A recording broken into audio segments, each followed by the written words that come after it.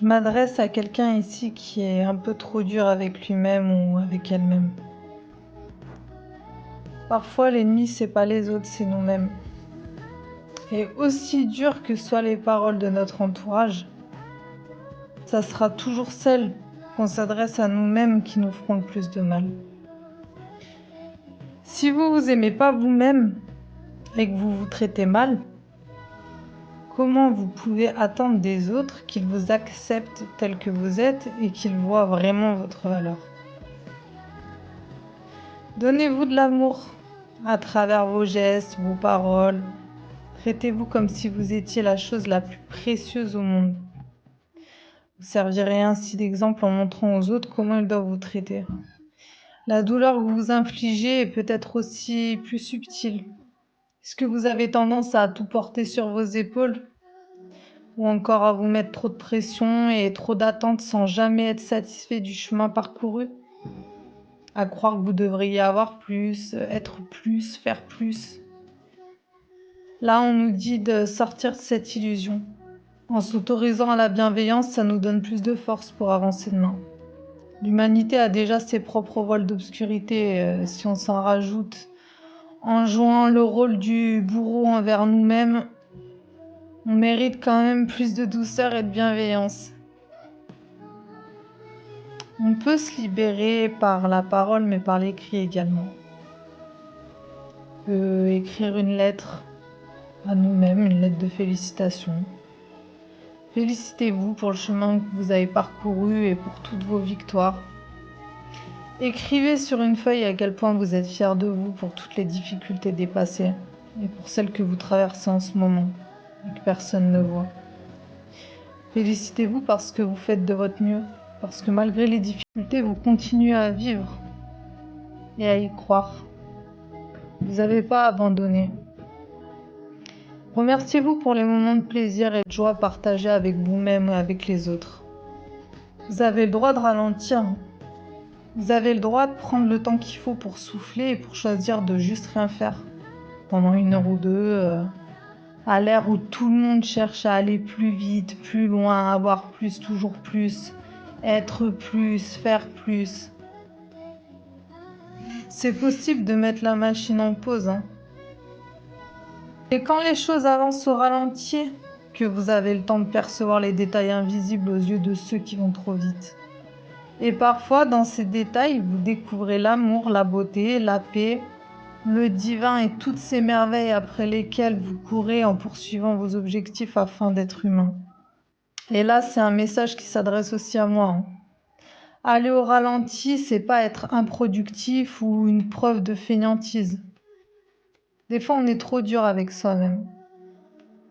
Avancer à son rythme, c'est choisir d'avancer en respectant le rythme de votre corps et de votre âme, tout en prenant conscience que vous n'avez pas à courir après un objectif, un projet, une personne autre que vous-même. On vous conseille de programmer quelques heures durant la semaine ou plusieurs journées durant le mois où vous êtes libre de ne rien faire du tout. Libre de ne penser qu'à vous, sans avoir à faire ou produire quoi que ce soit. Profitez juste de ces instants libres pour vous reconnecter à votre essentiel. Vous traversez une période difficile actuellement sur le plan psychologique. Ça peut signifier aussi que vous doutez de votre capacité à aller au-delà des obstacles qui pourraient venir à votre rencontre. Mais sachez que l'univers ne vous enverrait jamais des difficultés que vous êtes incapable de traverser, jamais. Je dirais même que ces obstacles vous ont choisi parce qu'ils ont trouvé un adversaire à leur taille. Il n'a jamais existé de serrure sans clé et à chaque problème a sa solution. Et comme disait Jacques Roussel, s'il n'y a pas de solution, c'est qu'il n'y a pas de problème. J'adore cette expression. Vous avez toutes les ressources à l'intérieur de vous.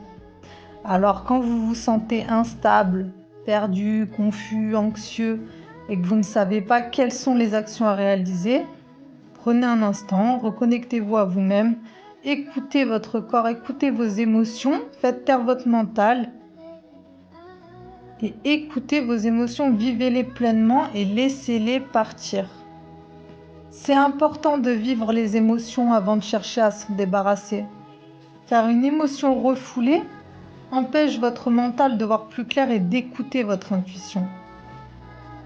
Exprimez vos émotions, soit verbalement, soit d'une manière indirecte, à travers l'écriture, le dessin, la danse, la création, la photographie, le sport. Pleurez, criez un bon coup, tapez votre oreiller, faites ce que vous voulez. Tout ce qui peut vous libérer, faites-le. Vous pouvez ensuite libérer les résidus d'émotions avec la méthode de l'EFT. Cherchez sur Internet ce qui est l'EFT. Cherchez un environnement calme et confortable. Connectez-vous à votre monde intérieur. Visualisez-vous un monde imaginaire avec votre autre vous dans le futur qui a déjà traversé cette période difficile et demandez-lui quelle est la prochaine étape pour traverser cette difficulté. Ensuite, accueillez les réponses avec gratitude et remerciez tout simplement. La gratitude est importante au quotidien, je le rappelle. C'est important pour se libérer. Et d'ailleurs, demandez-vous qu'est-ce que vous pouvez libérer. Il ne s'agit pas d'oublier le passé, mais de grandir avec ce que vous avez traversé. Il ne s'agit pas d'oublier les mots qui vous ont fait mal, mais de libérer ce qu'ils vous ont fait ressentir. Il ne s'agit pas non plus d'oublier les actes de ces personnes, mais de guérir les blessures qu'elles ont créées en vous. Il ne s'agit pas d'oublier les fautes que vous avez commises, mais de grandir et d'apprendre de vos erreurs. Enterrer le passé ou laisser le passé vous enterrer, le choix est entièrement vôtre. Libre à vous de faire tourner la roue dans le bon sens ou à contresens. Combien de personnes aujourd'hui avancent avec les blessures du passé accrochées à leurs pieds, souvent même sans en avoir conscience? Combien de personnes endossent le rôle de victime à partir d'événements qui se sont passés il y a de longues années? Ne laissez pas le passé emprisonner votre présent et détruire votre avenir. On ne peut pas changer le passé, mais on peut choisir comment le passé va changer la donne et comment le passé peut changer la personne qu'on est aujourd'hui. Parce que le passé peut être une excuse pour ne pas avancer ou un tremplin pour réaliser et faire naître la meilleure version de vous-même. Écrivez une lettre de remerciement à la personne dont vous souhaitez vous détacher pour tout ce qu'elle vous a apporté et tout ce qu'elle vous a permis d'apprendre. Vous n'êtes pas obligé de lui envoyer la lettre, mais écrivez-lui une lettre.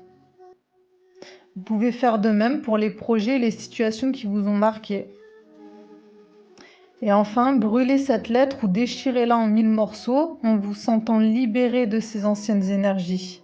Je vais maintenant tirer quelques signes astrologiques pour voir potentiellement quels signes sont concernés, que ce soit les signes solaires, ascendants ou lunaires.